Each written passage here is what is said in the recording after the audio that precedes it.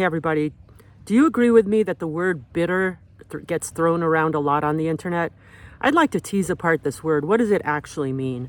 Well, bitterness is a state of being unhealed. And why does bitter get thrown at somebody? Is there a rule somewhere that if you haven't healed, you're not allowed to speak?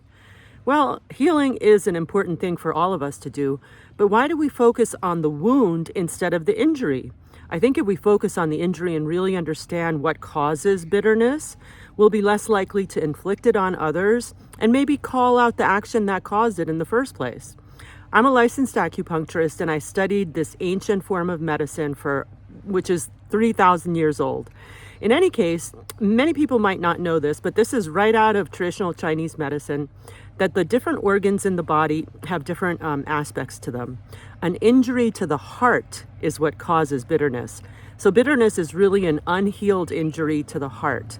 An unhealed injury to the lungs causes grief and sadness that doesn't transform, but it's always the heart that causes bitterness.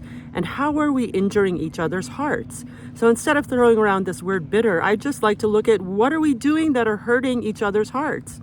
One thing a lot of people might not know is that the heart is actually connected to the uterus via an energetic pathway that's been mapped in traditional Chinese medicine. It's called the penetrating vessel or the Chong vessel.